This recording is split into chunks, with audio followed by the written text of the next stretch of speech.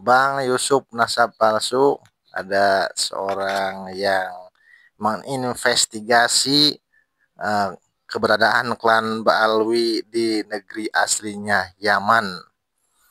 Jadi beliau itu selama 2 tahun sambil kuliah, sambil menginvestigasi bagaimana sih keadaan klan Ba'alwi di Yaman. Apakah seperti di Indonesia, dipuja-puja, dicium kakinya, disembah-sembah, didewa-dewakan. Ternyata di sana itu berbeda. Di sana itu sama saja, berdiri sama tinggi, duduk sama rendah. Jadi malah Ba'alwi itu tidak diperhitungkan, kabilah yang biasa saja. Yang kuat itu Al-Katiri, kemudian ada yang lain lagi. Ini penjelasan dari Bang Yusuf Nasabalsu. Ya, beliau ini menginvestigasi di negerinya para kabib. Jadi para kibin-kibin jangan tertipu ya sama kabib-kabib. Kasihan deh kibin. Kapan sadarnya sih kibin? Ya, kita kita saksikan ya. Yaman di tanah air, dan juga di Yaman juga ramai ya, saya dengar-dengar. Oke, baik. Sebelum saya mengajukan beberapa pertanyaan yang mungkin juga dinantikan atau ditanyakan oleh netizen, oleh banyak orang. Bang Nasab di Yaman berapa tahun? Hampir 2 tahun lebih lah. Oke, sekitar itu. Dalam rangka belajar ya? Belajar. Kuliah di sana? Ya. Oke. Perlu disebutin nggak kampusnya ini? Nggak usah. Nggak usah. Oke, Pak Nasab, kita semua tahu di tanah air isu nasab, isu Ba'alawi, polemik Ba'alawi yang berawal dari polemik nasab. Polemiknya kan berkembang kan, tidak hanya persoalan nasab, tapi persoalan sejarah, persoalan DNA dan lain sebagainya. Itu sudah 2 tahun lebih di tanah air dan sampai hari ini belum kelar di Indonesia, tanah air belum selesai, dan kita semua menyimpulkan bahwa polemik ini berbahaya kalau tidak segera diselesaikan. Oke, sebelum saya masuk pada pertanyaan-pertanyaan inti, mungkin Pak Nasab bisa sedikit menceritakan tentang polemik ini di Yaman seperti apa? Apakah seramai di Indonesia atau tidak?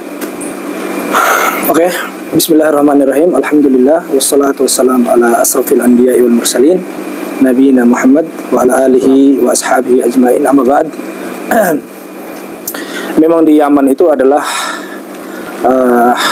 negara tempat asalnya Habib-Habib yang ada di Indonesia. Yes. Akan tetapi apakah di Yaman seramai di Indonesia? Jawabannya adalah tidak seperti di Indonesia. Memang ramai, hanya beberapa segelintir orang, yaitu dari ahli sejarahnya saja, yang coba-coba untuk melihat-lihat lagi tentang Ba'alawi ini, karena mereka juga ingin membantu teman-teman di Indonesia. Terus yang kedua, karena memang di Yaman itu Ba'alawi tidak seagresif dawernya seperti di Indonesia, makanya permasalahan membicarakan nama mereka juga tidak terlalu ramai seperti di Indonesia. Kalau di Indonesia kan memang ramai sekali dawernya, terus bikin masalah, kuburan palsu, terus juga merubah sejarah orang, mengklaim leluhur orang. Makanya menjadi masalah, makanya di Indonesia ramai sebesar ini. Itu yang saya pahami, Gus. Begitu ya. Jadi tidak seramai, semasyhur, seterkenal, seheboh di Indonesia, di Yaman ya. Berarti di sana Ba'alawi Yaman bukan sebagai sebuah klan kelompok yang istimewa mungkin? Enggak. Bukan. Mungkin bisa digambarkan. Jadi di Yaman itu teman-teman, yang saya pahami selama ini berdiri sama tinggi, duduk sama rendah di sana itu. Karena sangat banyak kabilah di Yaman itu yang lebih terhormat daripada Ba'alawi itu sendiri, yang lebih terpandang. Di antaranya kan yang terpandang di Yaman itu kan seperti kabilah Al-Kathiri yang pecahannya bin Tholib dan yang lainnya itu kan memang kabilah perang, kabilah yang memang disegani di Hadramaut itu sendiri ya. Jadi tidak benar kalau ada yang mengatakan di Yaman itu mereka itu sangat muktabar, sohro, terkenal. seperti yang ada di Indonesia. Oke. Seperti itu. Oke, Dad. Kemudian saya mencatat beberapa pertanyaan ini. Oke, selain secara umum tadi dijelaskan oleh Pak Nasab tidak semasyhur sebagaimana di Indonesia. Salah satu tokoh yang sering diagung-agungkan oleh Balawi Yaman di Indonesia itu adalah yang namanya Faqih Al-Muqaddam. Ini menurut Ustadz bagaimana? Apakah di sana juga surah wal istiwadah kayak di Indonesia? Jadi gini ya teman-teman, Gus, saya itu memang beberapa minggu saya fokus tentang tokoh yang bernama Faqih Al-Muqaddam ini. Banyak sekali tempat-tempat daerah yang saya datangi, seperti Aden, Mukalla, Dole, terus juga Taiz. Saya datangi kota Hadramaut ini yang menurut saya adalah kota yang besar. Apalagi Aden sekarang kan jadi ibu kotanya Janub. Kan pecah menjadi dua sekarang, Janub sama Shimal. Para masalah. Karena perang saudara ini yang terjadi di Yaman. Terus yang kedua, bahwasanya beberapa kali saya tanya orang-orang Yaman tentang Faqih Al-Muqaddam, itu tidak ada yang kenal. Ya karena sudah banyak ya di lab, di video waktu di TikTok kan saya lab. Saya tanya langsung kepada orang-orang Yaman di daerah-daerah yang besar ya. Yaman Selatan atau Yaman Utara? Yaman Selatan. Tidak ada yang kenal Faqih Muqaddam? Tidak ada yang kenal. Serius itu? Serius. Padahal di sini kan begitu diagungkan itu. Iya. Seperti ya semua orang tahu lah. Khususnya di kalangan Nahdiyin begitu ditonjolkannya itu lah, yang sampai digambarkan bisa Mi'raj 70 kali ya. 10 kali. Di sana nggak seperti itu? Nggak seperti itu. Kita nanya ke orang-orang Yaman ya, seperti di Aden saya tanya tentang Faqih Al-Muqaddam, itu nggak ada yang kenal. Tidak ada yang tahu tentang siapa Faqih Al-Muqaddam ini. Jangankan orangnya, kuburannya pun di Yaman itu tidak tahu di mana yang benar. Serius itu? Serius. Faqih Al-Muqaddam itu? Iya. Karena dia kan punya kuburan dua, ada di Sehun, ada di Hadramaut, ada di Tarim. Jadi mana yang benar itu sebenarnya Faqih Al-Muqaddam juga tokoh fiktif. Tidak tahu gitu loh, tidak kenal siapa orang ini. Ala kulli hal, yang namanya Faqih Al-Muqaddam ini karena memang saya datang sendiri di sana. Iya. Saya tanya sendiri ke orang Yaman, tidak ada yang kenal. Tapi kalau Syekh Abdul Qadir Al-Jailani malahan lebih suhro. Oh begitu. Hatta penjual ikan kering, penjual sayur itu di pasar kenal. Di Yaman ya? Iya, Syekh Abdul Qadir Al-Jailani kalau ditanya mereka kenal. Oh, luar biasa ya. Berarti tidak hanya di Indonesia ya Syekh Abdul Qadir terkenal. Tidak hanya di Indonesia, di sana juga terkenal. Jadi berkaitan dengan Faqih Al-Muqaddam ini kan mereka mengatakan Mi'raj 70 kali. Tapi memang itu bukan perkataan mereka sendiri ya, memang dalam kitabnya maktub yang namanya Syarah Ainiyah. Syarhul Ainiyah itu kan ada kitab. Faqih Al-Muqaddam kan ditanya oleh Arab Badui tentang ayat-ayat kullu nafsin dha'iqatul maut. Dia bilang laisa li nafasun, aku itu tidak punya napas. Ya berarti dia ngaku Tuhan. Terus juga ditanya lagi kullu syai'in khaliq illa wajhi. Dia mengatakan ana min nuri wajhi.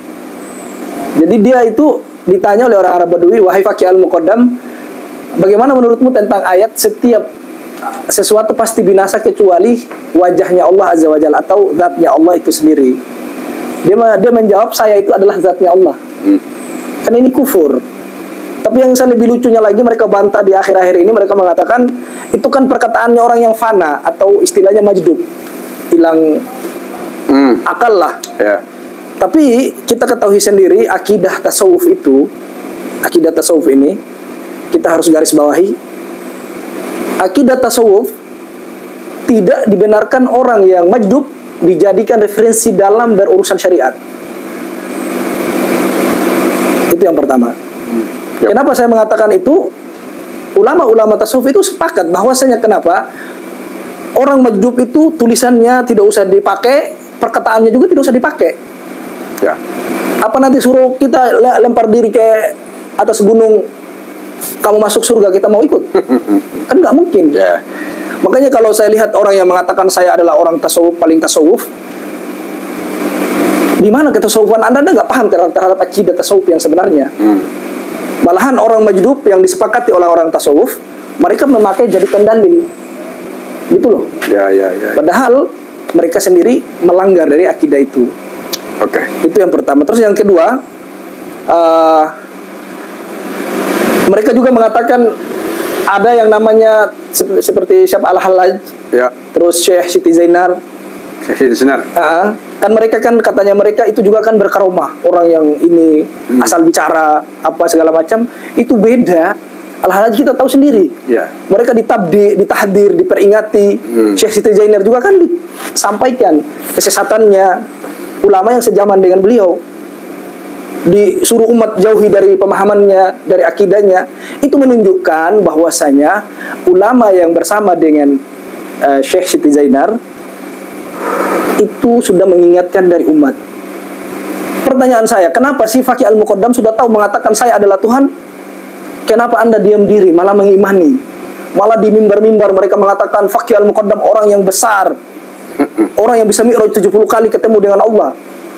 Padahal Hadratus Syekh Kiai Hasyim Asy'ari sendiri mengatakan apa dalam kitabnya beliau itu, siapa yang mengatakan saya mi'raj selain Nabi Muhammad itu bisa kufur, Ya. keluar dari agama. Itu kita, ini bukan hanya perkataan orang majdub, tapi termaktub dalam kitab itu. Di dalam kitab mereka kan tertulis itu, wa fi riwayatihi, dia mi'raj itu ada di dalam riwayatnya itu kan saya pernah baca di kitabnya itu, wa fi riwayatihi sab'a wa isyrina marrat. Ya. Terus isyrina marrat, sab'a marrat. Dia itu bukan hanya 70 sab'una marrat. Jadi 70 kali dia mi'raj, kadang 25 kali dia mi'raj, di riwayat yang lain 7 kali dia mi'raj. Jadi ini bukan hanya dongeng, tapi memang ada di dalam kitab mereka, dan mereka ajarkan, dan mereka juga imani. Ya. Di Yaman diajarkan nggak itu, Tat? Selama ini saya nggak ada. Saya nggak pernah menemukan di Yaman ada seorang Habib yang menceramahkan tentang Faqih Al-Muqaddam yang membesar-besarkan namanya. Hatta jangankan itu, Umar bin Hafid sendiri, mohon maaf ya, saya orangnya paling nggak suka panggil Habib.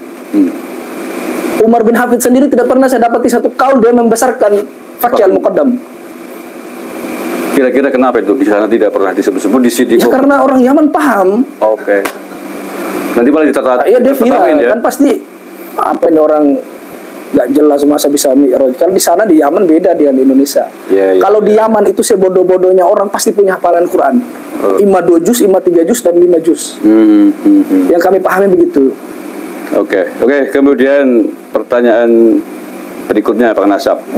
Salah satu klaim mereka mengklaim menjadi zuriyah Nabi Muhammad SAW adalah dari jalur Ahmad bin Isa Ibn Ubaidillah itu kan. Dan ini sering kita perdebatkan di tanah air. Pahlawi menyebut bahwa Ahmad bin Isa dikuburkan di Yaman. Tapi ahli sejarah, penelusuran sejarah mengatakan bahwa Ahmad bin Isa tidak dikubur di Yaman.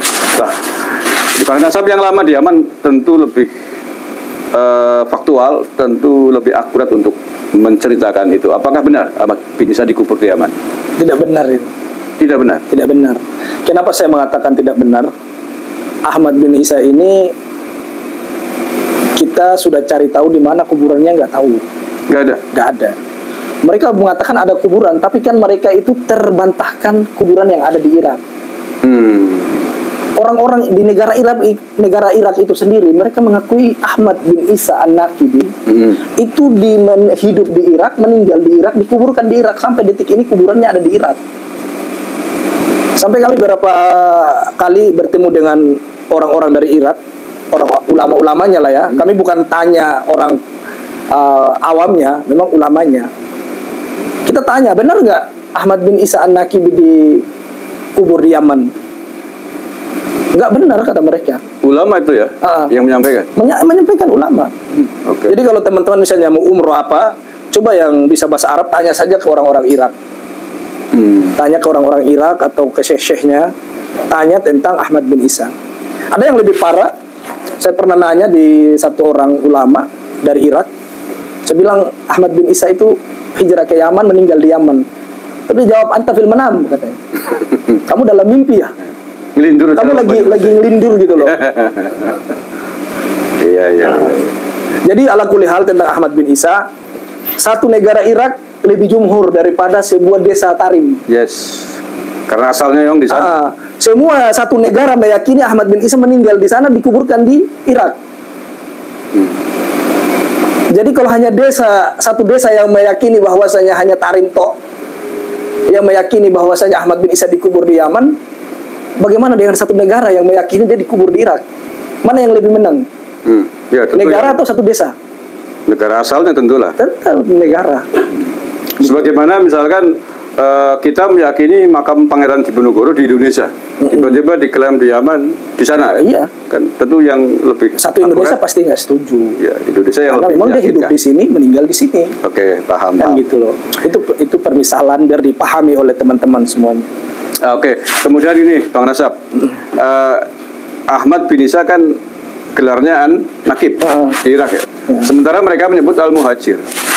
Pahlawi ini ya, menyebut Ahmad bin Isa Al-Muhajir. Sejak kapan itu mereka nyebut itu? Itu kan di abad ke-10 kalau nggak salah.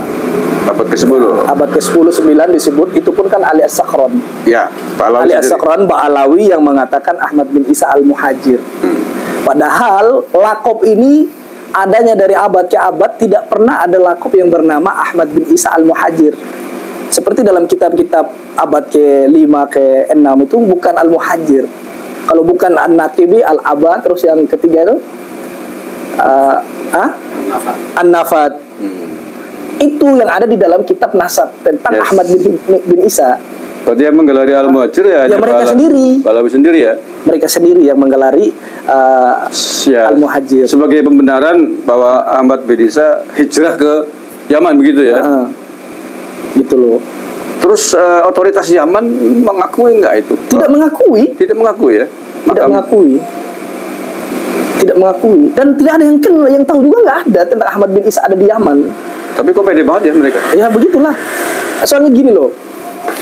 Dulu ada nakoba di Yaman, itu ada cuma 2 nakoba. Ada Bani Hashim dan Al-Hasani. Ba'alawi, sebagian Ba'alawi itu masuk ke nakoba Bani Hashim. Itu ahli tarikh. Saya kalau di Yaman dibolehkan untuk video orang-orang yang saya tanyakan ke ahli sejarah, itu sudah rungkat dari Yaman sebenarnya. Gitu loh. Jadi kita tanya tentang ahli sejarah tentang bahwasanya Ba'alawi ini dulu memang mereka ngakunya Bani Hashim, tapi kan orang-orang Bawazir ini tidak setuju karena tidak musajar ke Bawazir. Mereka tidak tahu akar pohonnya, cabang pohon dari mana, gitu loh. Makanya di tahun apa itu saya lupa, mereka itu keluar dari Bawazir, jadilah Alawiyah. Atau di sana pun nggak ada nakobanya. Nggak ada nakobanya. Kalau Bani Hashim ini kan di mana-mana ada, di Maroko ada, di Madinah ada, mereka Bani Hashim. Di Yaman ada? Di Yaman ada Bani Hashim, ada. Jadi beberapa nakoba mereka punya di seluruh Indonesia, di seluruh dunia gitu loh. Jadi kalau dibilang bahwasanya Ba'alawi ada nakoba, ya kan mereka baru-baru keluar dari Bani Hashim. Jadi otoritas negara resmi Yaman ada di sana ya, nakoba resmi Said Bani Hashim di sana. Ada. Demikian tadi pengalaman atau penjelajahan Pak Yusuf Nasab Palsu dalam menelusuri jejak-jejak Ba'alawi di Yaman. Ternyata Faqih Muqaddam itu tidak ada yang tahu. Kemudian Abu Bakar bin Salim juga sama. Jadi yang di hegemoni leluhurnya itu imam mujtahid mutlak, wali besar, wali kutub, ternyata tidak dikenal oleh siapa-siapa di sana. Hanya ya mungkin bagian kecil orang. Bahkan lebih masyhur dari Syekh Abdul Qadir Jailani. Orang Yaman tahu semuanya Syekh Abdul Qadir Jailani. Tapi Faqih Muqaddam ini tidak tahu ya, aneh sekali nih. Jadi para kibin tolong ya pakai akalnya yang sehat, akal yang sehat lah. Ketika ajarannya itu salah, sesat, ya harus kita akui. Jangan sampai cinta buta. lebih baik salah mencintai daripada salah membenci. Salah itu nanti istri kamu Kibin dibawa Habib, bagaimana itu? Aduh, ya, terima kasih. Wassalamualaikum warahmatullahi wabarakatuh.